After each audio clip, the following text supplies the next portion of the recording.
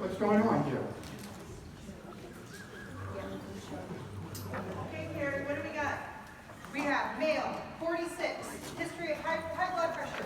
Wife went to the bathroom, noticed he wasn't breathing. She called 911. Oh my God, I recognize this guy.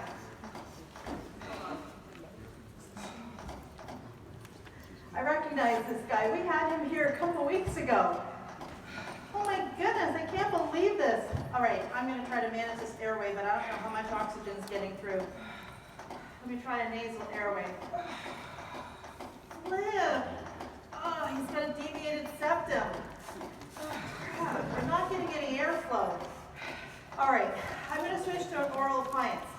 Hang on. Let's get that jaw forward. Oh my God, look at the size of his tongue. It's flipping huge. Flip, we're going to have to intubate him. I don't see any other way. Okay, I'm going to get some, let's give him another round of epi. Oh, we need some epi all around. Okay, so rocuronium, let's get him paralyzed so we can intubate him. All right, I think I got it. Okay, I think that's a bit better. Here, take over bagging and let me check. Let me do an airway check. Hang on. I don't know, he's got good airflow, but you know what? I don't hear any cardiac rhythm. There's nothing moving, Carrie. I think we're going to have to call him.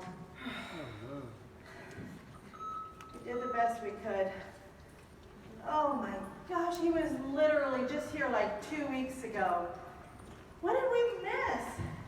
He came in with chest pain. He was complaining of palpitations. Young guy, he wasn't overweight. He was a strong worker. I remember him specifically though because him and his wife kind of kept bickering a little bit. And I remember she kept complaining about his drinking habits. And he said, but that's the only way I can get to sleep. And she said, well, maybe if you didn't drink so many energy drinks all day, you'd be able to sleep at night. He said, but I'm exhausted. How am I supposed to get through the day? And I remember feeling sorry for him because he was on a cycle of energy drinks and alcohol to try to sleep. And he seemed like a nice guy. But the thing I remember most was that stupid respiratory alarm. Oh my God, those are like the bane of our existence in the emergency room. The ding, ding, ding. And I couldn't, every time I looked over, I saw his saturations were just dropping. And he's falling asleep. So I did what every good nurse does. Mr. Smith, wake up. Can you take a deep breath for me? Come on, take another one. That's good. And I watched the saturation come back up. And I feel like I've done my job. Until I walk away in a few minutes again. Down goes the saturation, off goes the alarm, and I am too busy to keep coming back to shut off this alarm. So, I elevate the head of his bed, throw on a couple liters of oxygen, the alarm stops. But somehow, I can't fight this sinking feeling that his wife brought him in here 2 weeks ago for us to address his chest pain. We send him home and now he's back and he's dead. I have to go tell his family, his wife, his 3 kids, that we missed something and I don't even know what we missed. I remember he spent about 6 to 8 hours with us that day because we had to do his initial troponins and then repeat them.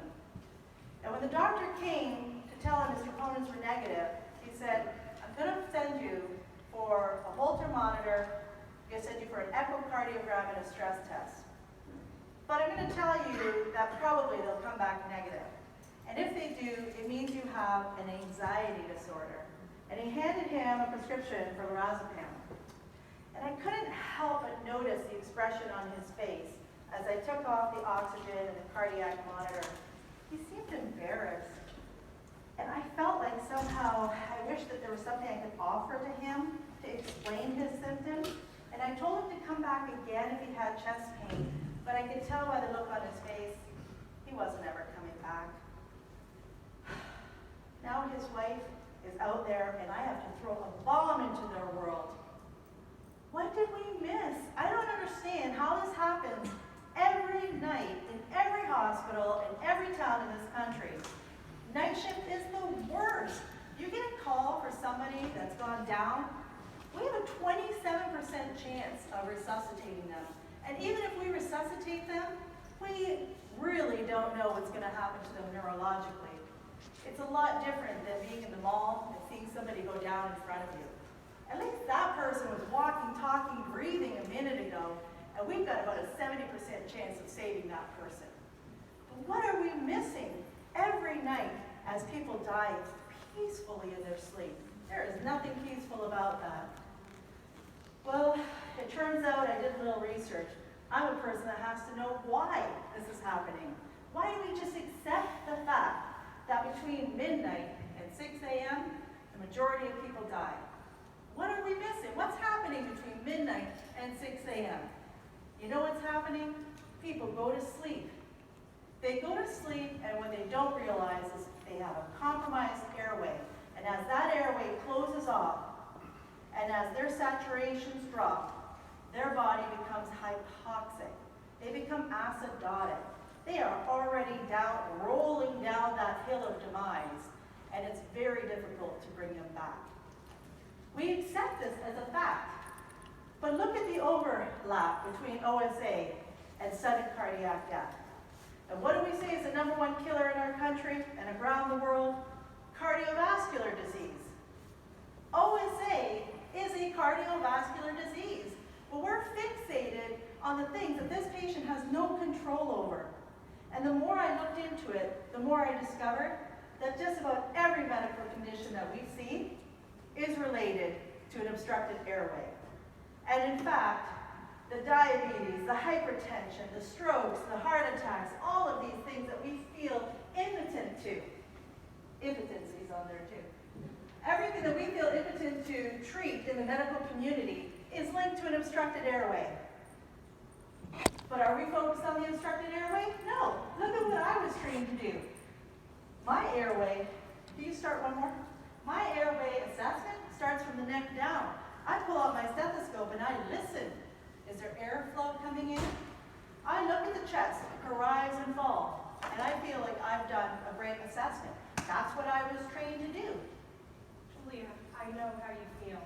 I've been seeing this guy for the last 3 years. I'm his hygienist, and he comes in every 3 months to see me. I too am struggling with the fact. Hold up a second, Carrie. You're seeing Mr. Smith every 3 months for the past, how long? 3 years. And you never thought to tell him how flippin' huge his tongue is, how crowded his teeth are, that his tongue is tied. You never thought to point out he's got an airway issue he might want to check out? Well, first of all, let me just say, we don't learn necessarily that stuff in school. Then, when he comes into my chair, I've got all of his medical history updates. He has a night guard that I have to clean, and the doctor has to come in and do an exam. He's got crowded teeth. He can't open his mouth. There are a lot of things going on that I have to deal with. And then, do you see the stain? The stain? Are you kidding me? Are you kidding me right now? I'm busy, and guess what? We don't treat sleep in our office. And I've been a hygienist, a guest hygienist in hundreds of offices where if I try and say something that dentist doesn't deal with, I'm asked to not come back. So help me, because we're dealing with this, but we're not necessarily seeing it. I don't understand what I'm supposed to do. Well, all I know, Carrie, is I hear about perio all the time, and I hear you guys talking about these pockets, and you're fixated on a 6-millimeter pocket. I'm worried about the 6 feet under. Seriously, where are your priorities? And I hear that you're not trained in it, okay?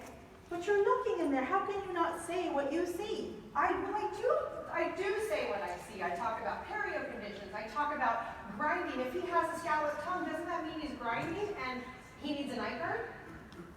So a scalloped tongue is grinding? That's what I've been taught. And then what kind of night guard do you give him? Are you giving him a flat plane one that's going to make his jaw fall back even more and obstruct his airway even more? And then sleep, oral cancer is on the rise. It's one of the largest cancers that are on the rise. I am in there doing oral cancer screenings on every single one of my patients. Oh my goodness, wait a second. You're looking at all these things?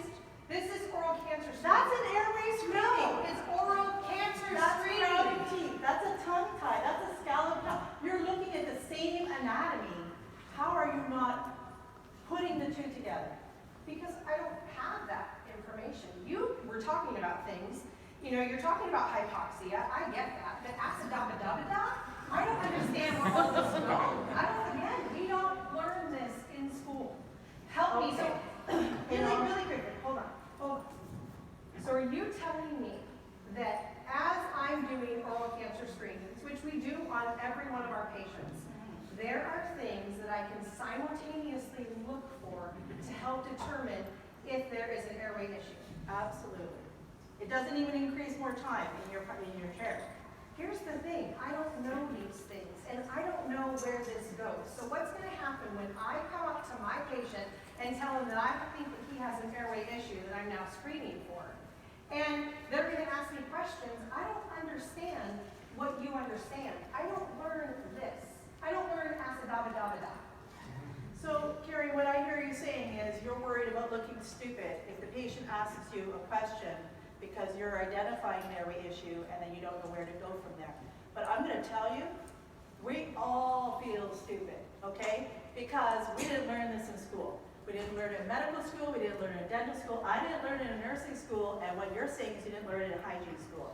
So the fact that we didn't learn this, but the science that's coming out is saying we have missed a huge opportunity to help so many people here. Now that we know that, now that we know better, we have to do better. And the fact is, this patient is depending on us to come together to reattach this head back onto this body and share our knowledge so that this makes sense in terms of the things this patient is experiencing. Does that make sense? It does, and I hear what you're saying, but again, they're going to have questions, and I need to have those answers because when they come to me, if I don't have the answer to the question that they have, then I look like a fool, then my dental office looks like a fool, and then patients really aren't going to trust us.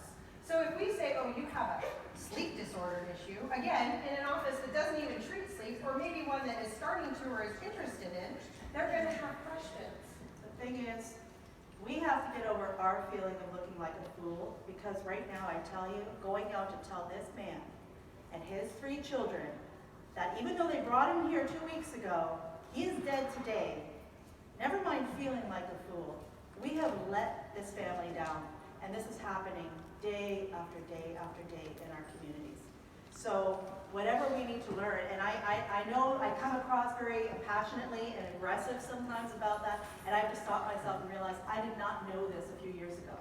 And I think about all these patients that have come through our emergency department that we've let down. We can't change that.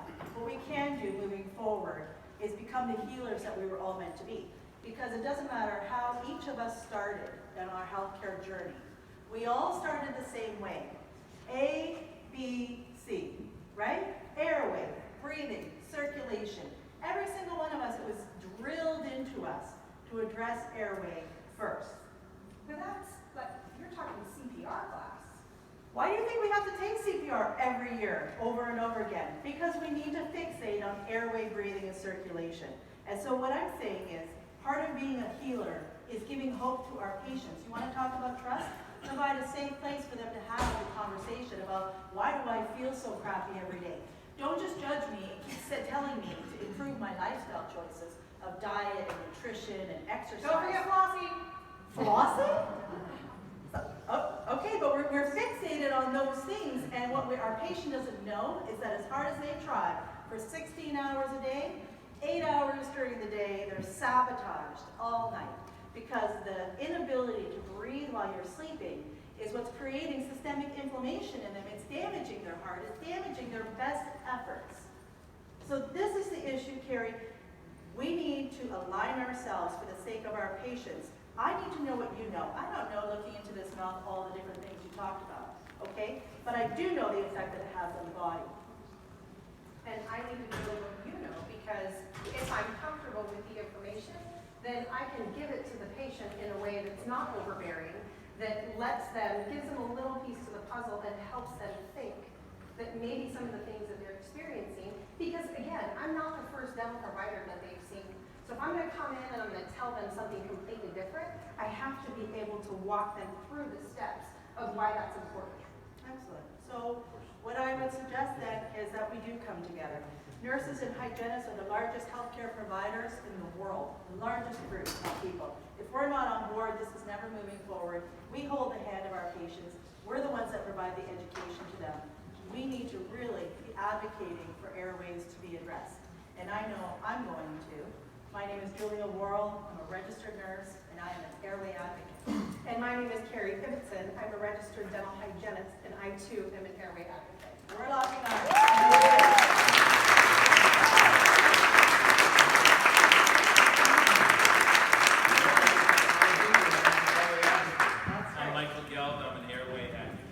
Julia and Carrie are starting a program for the foundation to enlist hygienists and nurses all around the country to be airway advocates. We have, when is it starting? January? January. We have 10 in the first quarter scheduled of a roadshow that we'll be doing across the state.